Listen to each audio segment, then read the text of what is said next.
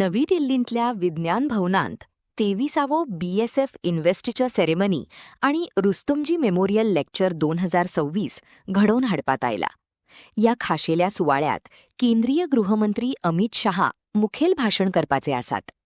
सीमा सुरक्षा दलाचे महान संस्थापक आणि पहिले महासंचालक डायरेक्टर जनरल पद्मविभूषण खुसरो फरामूर्ज KF रुस्तुमजी हांच्या अतुलनीय योगदानाचा उगडास करून त्यांच्या उगडासाक आज वंदन करपात येत आसा.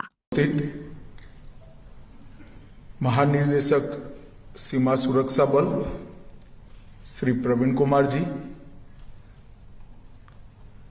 श्री तपन डेका जी, निर्देशक आसूचना ब्यूरो,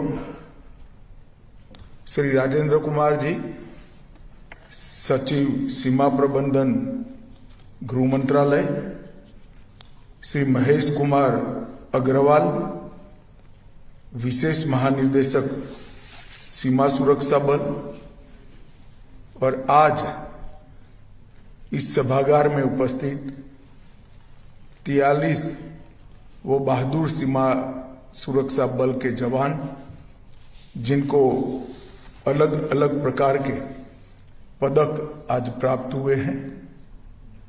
सीमा सुरक्षा बल के सभी पूर्व DG, जिन्होंने अपने अपने समय में सीमा सुरक्षा बल को और मजबूत करने में सराहनीय योगदान दिया है, और भारत सरकार के सभी उपस्थित अधिकारीगण, अलग अलग CAPF के DG और प्यारे जवानों, सबसे पहले मैं आज आप सभी को बहुत बहुत बधाई और शुभकामनाएं देना चाहता हूं.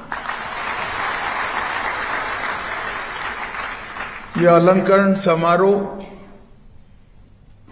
एक प्रकार से अडिग निष्ठा, कर्तव्यपरायणता और राष्ट्र के प्रति पूर्ण आपका जो समर्पण है, इसका प्रतीक.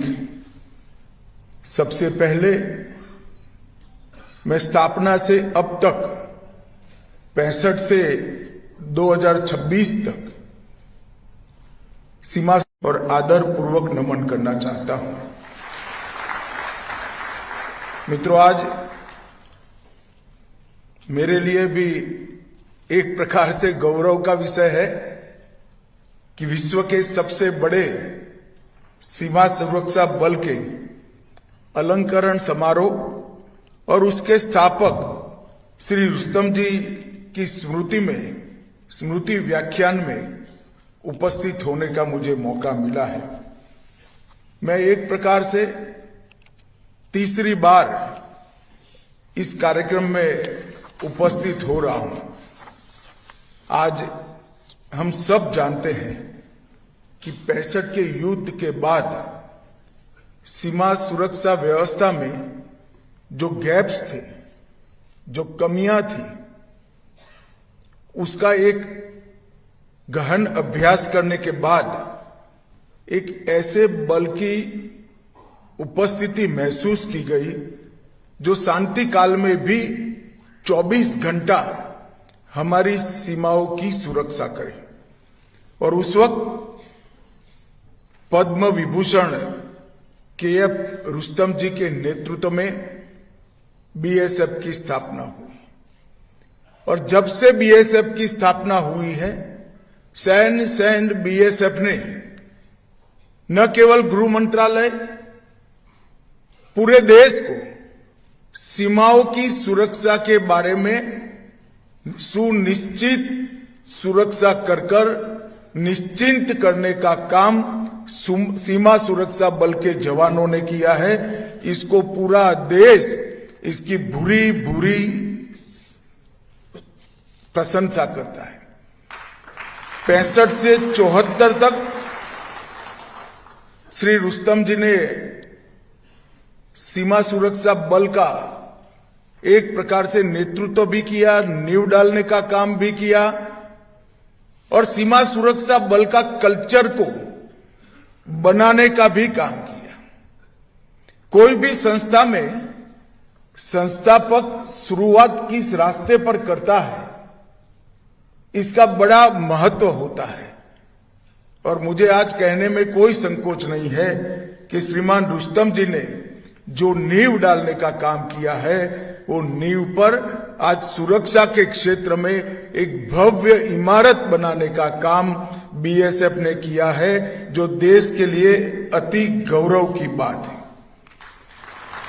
आज यहां पर वीरता पदक, सराहनीय सेवा पदक और अभियानों में उत्कृष्ट प्रदर्शन के लिए गृह मंत्री पदक भी हमारे जवानों को दिया गया है। ये कोई सीमा सुरक्षा बल के लिए नई बात नहीं है। मैं आगे बताऊंगा, ढेर सारे पदक आपने आपके शौर्य और पराक्रम से अर्जित किए हैं और बल की शान हमेशा बढ़ाई है। मगर सबसे पहले मैं अभी बीएसएफ की महिला टीम द्वारा माउंट एवरेस्ट पर फतह करने की एक ऐतिहासिक उपलब्धि प्राप्त की है, इसलिए उस टीम के सभी सदस्यों को और सभी सीमा सुरक्षा बल के जवानों को बहुत बहुत बधाई देना चाहता हूं। अभी हमने दृश्य देखा, एवरेस्ट की चोटी पर जब वंदे मातरम गाया जाता है तो यहां दिल्ली के हॉल में बैठकर भी हमारे मन के अंदर बहुत आनंद और संतोष की अनुभूति होती है। मैं उन महिला जवानों को, उनके अनुभव को यहां बैठकर महसूस करता था कि कितना रोमांच हुआ होगा जब आसमान को छूने वाली चोटी पर वंदे मातरम का वो गान करते होंगे, और वो भी वंदे मातरम के 150वीं जयंती के वर्ष में एक गान गाने का सौभाग्य इनको मिला है। मैं फिर से एक बार बहुत बहुत बधाई देना चाहता हूं। मित्र, अटल जी के समय पर एक बॉर्डर एक बल, ये सिद्धांत तय किया गया और उसके बाद बीएसएफ को देश की सबसे 2 कठिन सीमाओं का काम दिया गया है। पाकिस्तान से सटी हुई 1289 किलोमीटर की सीमा और बांग्लादेश से सटी हुई 4100 किलोमीटर की सीमा। हम सब जानते हैं कि सुरक्षा की दृष्टि से दोनों सीमाएं वल्नरेबल भी है और हमारे लिए चिंता का कारण भी है, परंतु उस वक्त भी सोच समझकर ही देश के प्रधानमंत्री और गृह मंत्री जी ने निर्णय किया होगा कि जो सबसे कठिन काम है वो बीएसएफ को दे दीजिए। बीएसएफ कभी 2 कदम पीछे नहीं हटेगी। और मुझे कहते हुए आनंद है कि अब तक ये बॉर्डर, 2 बॉर्डर को आपके संभालने के बाद जितनी भी चुनौतियां आई, इसमें पराजय का मुंह दुश्मन को ही देखना पड़ा है। कभी आपने भारत का सर नीचे नहीं होने दिया है। और आज हम देखते हैं कि कई प्रकार की नई चुनौतियां सीमा सुरक्षा में हमारे सामने खड़ी हुई है। अवैध घुसपैठ, नारकोटिक्स की तस्करी, गौ तस्करी, फेक करेंसी का चलन, संगठित अपराध, ड्रोन से हथियारों की और नशे की तस्करी, कई प्रकार की चुनौतियां बीएसएफ के सामने हैं। मगर बीएसएफ ने लगातार इसके लिए किसी न किसी प्रकार से इन चुनौतियों का सामना करने का सुनियोजित प्रयास किया है। और मैं आगे पर 60वें साल में भारत सरकार क्या करने वाली है वो भी बताऊंगा, मगर आपके पास जो सीमित संसाधन थे, वो सीमित संसाधन का सर्वोत्तम उपयोग करते हुए इस सभी चुनौतियों के साथ 2-2 हाथ कर देश की सुरक्षा करने का काम किया है, जिससे हमें सुनिश्चितता है। आपकी भूमिका अब आने वाले दिनों में